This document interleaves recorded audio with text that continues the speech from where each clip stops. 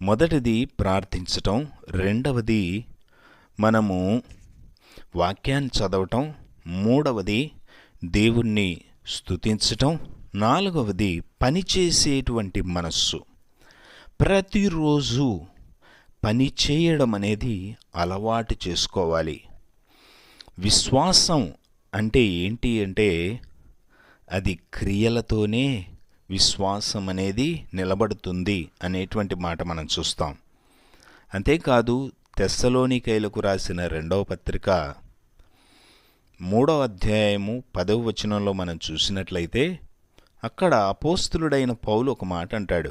ఏమనంటే, ఎవడైనను పని చేయనొల్లని ఎడల వాడు భోజనము చేయకూడదు అని. ఎంత కఠినంగా ఉంది కదా. అయినప్పటికీ కూడా ఆ వాక్యాన్ని మనము మన వ్యక్తిగతంగా మనం తీసుకొని దాన్ని ప్రతిరోజు అలవర్చుకున్నట్లయితే, ప్రియ సహోదరి సహోదరుడా, నీ యొక్క లైఫ్ మునుపట్లాగా ఉండదు. ఈ మూడిటితో పాటు ప్రార్థనను, వాక్యమును, స్తుతిని, ఈ మూడింటిని అలవర్చుకొని ఈ చివరిదైనటువంటి ఈ యొక్క లక్షణాన్ని కూడా అలవర్చుకున్నట్లయితే, నేను ఈరోజు ఖచ్చితంగా పని చేయాలి. ఒకవేళ చదివేటువంటి వ్యక్తివే నీవు, ఒక స్టూడెంట్వా అయినట్లయితే నువ్వు ప్రతిరోజు నేను చదవకుండా, ఫలానా లెసన్స్ కంప్లీట్ చేయకుండా నేను భోజనం చేయను, నేను నిద్రపోను అనేటువంటి విధంగా, నేను ఫలానా బిజినెస్ చేస్తున్నాను, లేదా నేను ఫలానా ఉద్యోగం చేస్తున్నాను, పని చేస్తున్నాను, లేదా సొంతగా నేను ఒక ప్రయత్నాలు చేస్తూ ఉన్నాను, కాబట్టి నేను పని చెయ్యకుండా, నిర్లక్ష్యంగా సోమరిగా ఉండకుండా ఖచ్చితంగా పని చేస్తాను, పని చెయ్యకుండా నేను నిద్రపోను, పని చెయ్యకుండా భోంచేయను అనేటువంటి తీర్మానంతో ఉంటూ ప్రతిరోజు అర్థవంతంగా నీ యొక్క కష్టాన్ని నీవు పడినట్లయితే,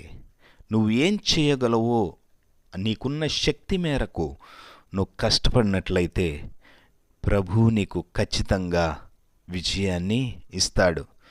యుద్ధము యెహోవాదే అని దావీదు పలికాడు కదా. విశ్వాసంతో దావీదు పలికాడు. కానీ అయితే విశ్వాసం అంటే అక్కడే ఉండిపోవడం కాదు, విశ్వాసం అంటే ముందుకు నడవటము అని తెలుసుకొని దావీదు ఏం చేశాడండి? యుద్ధము యెహోవాదే అన్నాడు, ముందుకు పరిగెత్తాడు.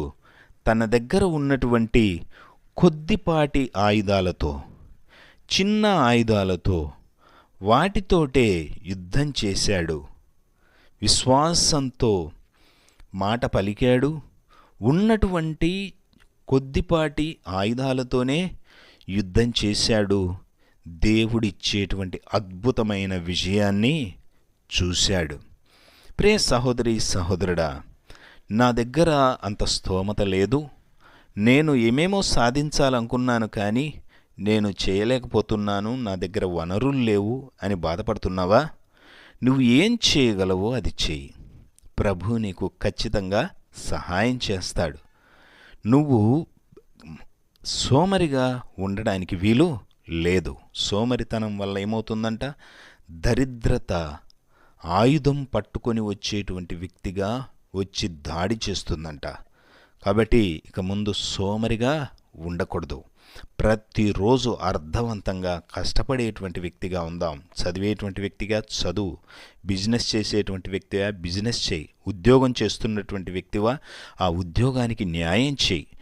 ఉద్యోగ ప్రయత్నాల్లో ఉన్నావా, ఎంతగా కష్టపడాలని అంతగా కష్టపడు, దేవుడు ఖచ్చితంగా నీకు ఉద్యోగాన్ని ఇస్తాడు. పనిచేసేటువంటి వ్యక్తివా నీవు నమ్మకంగా పనిచేయి, దేవుడు ఖచ్చితంగా నిన్ను ఆశీర్వదించి అభివృద్ధిపరుస్తాడు. ఏ పనైనా కానీ, ఇంట్లో పనిచేస్తున్నటువంటి వ్యక్తివా, నీ ఇంటి పనిని నువ్వు నమ్మకంగా చేస్తూ ఉండు, దేవుడు ఖచ్చితంగా నిన్ను ఘనపరుస్తాడు, నీ స్థితిని అభివృద్ధిపరుస్తాడు.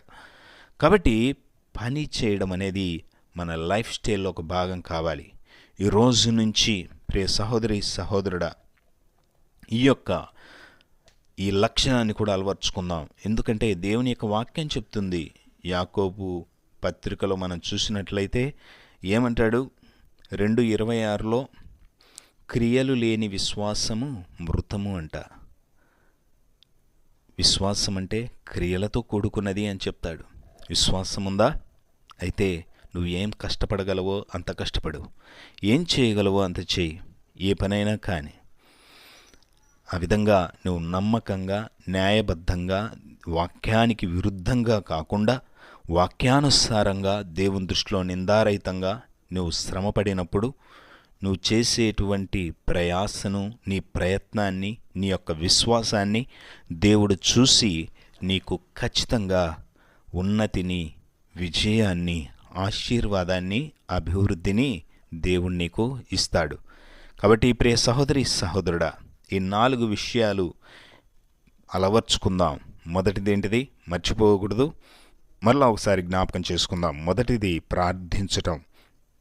ప్రార్థించడం అనేది మన జీవితంలో భాగమైపోవాలి. ఆ విధంగా ప్రార్థనలో ఉండడం వల్ల ఆత్మలో బలం పొందుతాము, దేవుని యొక్క నడిపింపు ఏమిటో గ్రహించగలుగుతాము, దేవునితో పాటు నడుస్తాము, దేవుని శక్తిని మన జీవితంలో చూస్తాం. రెండవది వాక్యాన్ని ధ్యానించటం, వాక్యాన్ని చదవటం. ఆ విధంగా చేస్తూ ఉన్నట్లయితే యెహోషువకు చెప్పినట్టుగా దేవుడు ఆ వాక్యాన్ని ప్రతిరోజు ధ్యానించి చదివేటువంటి వ్యక్తిగా ఉన్నట్లయితే నీవు వర్ధిల్లు చేసుకుంటావు, నువ్వు చేసే పనిలో అభివృద్ధిని చూస్తావు, ఒక సక్సెస్ఫుల్ పర్సన్గా నిలుస్తావు.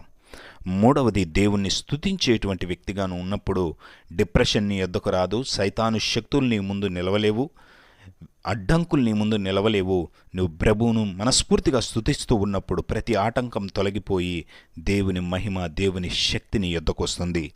దేవుడిచ్చేటువంటి రక్షణ ఏమిటో, దేవుడిచ్చేటువంటి విజయం ఏమిటో నువ్వు చూస్తావు. నాలుగవది పని చేయటం. పని చేసేటువంటి వ్యక్తులుగా మనం ఉండాలి. పని చేసేటువంటి వ్యక్తిగా నీవు ఉండాలి. సోమరిగా కానీ, ఒక ఐడియల్గా కానీ, ఎప్పుడో ఏదో జరుగుతుందిలే అని వాయిదా వేసేటువంటి వ్యక్తిగా ఉండకుండా ప్రతిరోజు నేను పని చెయ్యందే నిద్రపోను, పని చెయ్యందే భోజనం చేయను అని ఒక అర్థవంతంగా, వాక్యానుసారంగా, న్యాయబద్ధంగా పనిచేస్తూ ముందుకు వెళ్ళు.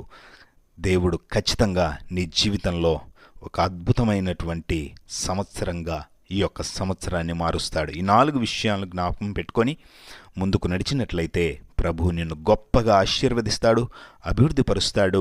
మునుపెన్నడూ చూడని విధంగా ఈ సంవత్సరములో దేవుని మహిమను నీవు చూస్తావు, ఆశీర్వదించబడతావు, అభివృద్ధి పొందుతావు. God bless you. ప్రభు ఈ సంవత్సరమంతా నీకు తోడుగా ఉండి నిన్ను ఆశీర్వదించి అభివృద్ధిపరచునుగాక. ప్రభు మనల్ని అందరినీ దీవించి ఆశీర్వదించి కాపాడునుగాక. ఆమెన్. God bless you.